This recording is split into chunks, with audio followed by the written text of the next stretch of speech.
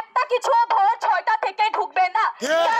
যতদিন পর্যন্ত যানবাহনের নিশ্চয়তা এবং আমাদের জানের নিশ্চয়তা যতদিন পর্যন্ত ঠিক না হবে ততদিন পর্যন্ত আমাদের এই মুভমেন্ট জারি থাকবে। আশা করি কালকে ভোর ৬টার সময় ব্যারিকেডে আমরা সকলকে দেখতে পাবো। ব্যারিকেড বাদে বাকি সব গেটে সকালবেলা তালা দেওয়া থাকবে। কারো যদি প্রশ্ন থাকে যে ক্যাম্পাসের বাস কিভাবে ঢুকবে, আশা করি আমাদের ক্যাম্পাসের শিক্ষার্থীদের অতটুকু অ্যাবিলিটি আছে যে তারা ক্যাম্পাসের গেটের বাইরে থেকে তাদের পর্যন্ত দাবিগুলো পূরণ না হবে ক্যাম্পাসের গেট থেকে এবং অন্যান্য সবগুলো গেট থেকে কোনো রিক্সা কোনো ক্যাম্পাসের বাস ভেতরে ঢুকতে পারবে না। ক্যাম্পাসের ভেতরে ডেইরি থেকে এবং যতগুলো গেট থেকে আমাদের ক্যাম্পাসের বাস ঢুকে বা ক্যাম্পাসের রিক্সাগুলো ঢুকে একটা কিছু ভোর ৬টা থেকে ঢুকবে না। যতদিন পর্যন্ত যানবাহনের নিশ্চয়তা এবং আমাদের জানের নিশ্চয়তা যতদিন পর্যন্ত ঠিক না হবে ততদিন পর্যন্ত আমাদের এই মুভমেন্ট জারি থাকবে। আশা করি কালকে ভোর ৬টার সময় ব্যারিকেডে আমরা সকলকে দেখতে পাবো। ব্যারিকেড বাদে বাকি সব গেটে সকালবেলা তালা দেওয়া থাকবে।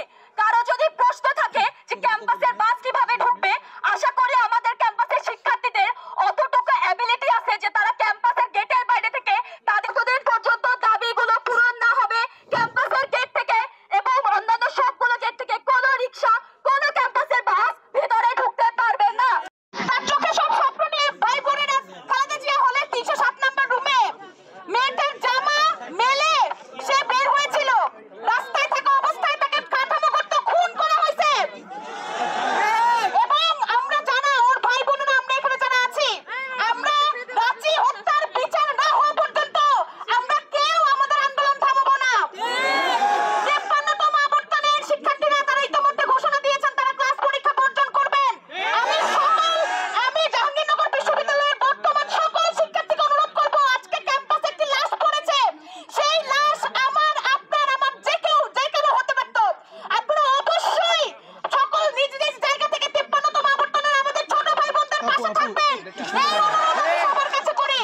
এবং সবচেয়ে গুরুত্বপূর্ণ আপনারা দেখেছেন যে স্টেট অফিসের দুর্নীতি, তাদের ঘুষের কারণে ক্যাম্পাসে অনিয়ন্ত্রিত রিক্সা অনিয়ন্ত্রিত মোটরসাইকেল আমরা রাস্তায় চলাফেরা করতে পারি না, আমাদের জানমালের কোনো নিরাপত্তা নাই। আজকে প্রশাসনকে অবশ্যই এখানে স্টেট অফিসের যারা দায়ী তাদেরকে ইনস্ট্যান্ট বহিষ্কার করতেই হবে।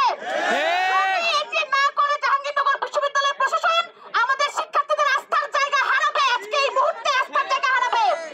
এবং এর পাশাপাশি আমরা দেখেছি আমাদের মেডিকেল সেন্টারের কি ভয়াবহ অবস্থা। কিছুক্ষণ আগে ৫৩তম আবর্তনের ভাই বলে গেছে যে নাফা সেন্টার কোনো ওষুধ থাকে না, কোনো কিছু পাওয়া যায় না। এই মেডিকেল সেন্টার আমরা মানি না।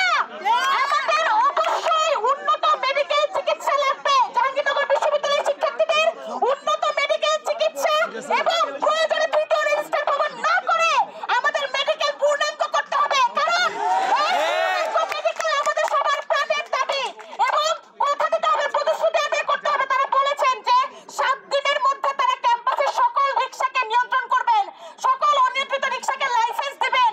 সেটির টাল বাহানা যেন না হয়, ৫০,০০০ টাকা ২০,০০০ টাকা ঘুষ নিয়ে তারা যেন অনিয়ন্ত্রিত রিক্সাগুলোকে ক্যাম্পাসে প্রবেশের সুযোগ না করে দেয়। যদি তারা সেটি করে তাইলে জাহাঙ্গীরনগর